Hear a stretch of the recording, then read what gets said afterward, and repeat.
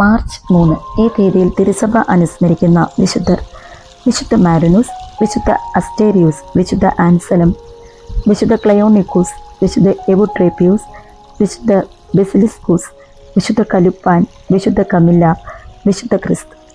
വിശുദ്ധ മാരിനൂസ് 272 കാലഘട്ടത്തിലാണ് വിശുദ്ധ മാരിനൂസ് ജീവിച്ചിരുന്നത്. കേസറിയായിൽ സമ്പത്ത് കൊണ്ടും കുടുംബശ്രേഷ്ഠത കൊണ്ടും പ്രസിദ്ധനായിരുന്നു മാരിനൂസ്. 272 ഒരു ശതാധിപന്റെ ജോലി ഒഴിവു വന്നപ്പോൾ മാരിനൂസിന് ആ സ്ഥാനം ലഭിക്കുവാനുള്ള സാധ്യതയുണ്ടായി.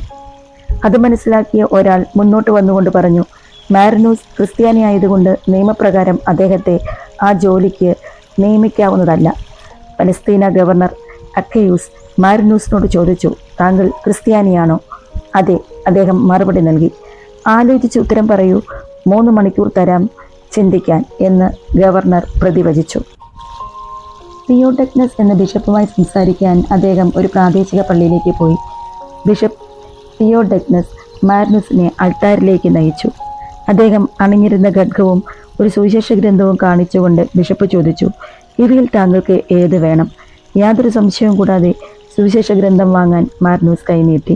ബിഷപ്പ് പറഞ്ഞു, ദൈവത്തോട് നിരന്തരം ചേർന്ന് നിൽക്കുക, അവിടുന്ന് താങ്കളെ ശക്തിപ്പെടുത്തിക്കൊള്ളും. താങ്കൾ തിരഞ്ഞെടുത്തിരിക്കുന്നത് താങ്കൾക്ക് ലഭിക്കും. സമാധാനത്തിൽ പോയിക്കൊള്ളുക. വീണ്ടും മാരിനൂസ് ന്യായാധിപന്റെ അടുക്കിലേക്ക് ആനയിക്കപ്പെട്ടു. മുമ്പത്തേക്കാൾ തീഷ്ണതയോടെ മാരിനൂസ് വിശ്വാസം ഏറ്റുപറഞ്ഞു.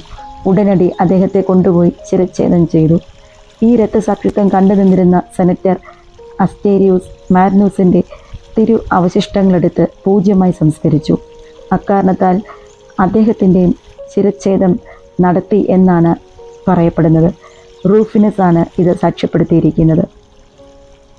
നമുക്ക് ഇന്നിങ്ങനെ ചിന്തിക്കാം: നാം നമ്മുടെ കുരിശും വഹിച്ചുകൊണ്ട് ക്രിസ്തുവിൻ്റെ പിന്നാലെ പോകുന്നില്ലെങ്കിൽ നാം അവിടുത്തെ അനുഗമിക്കുന്നുവെന്ന് ഭാവിക്കുന്നത് വൃഥാവിലാണ്.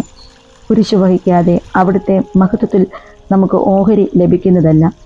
സ്വർഗത്തിലേക്ക് കുരിശിൻ്റെ മാർഗമല്ലാതെ വേറൊന്നുമില്ല.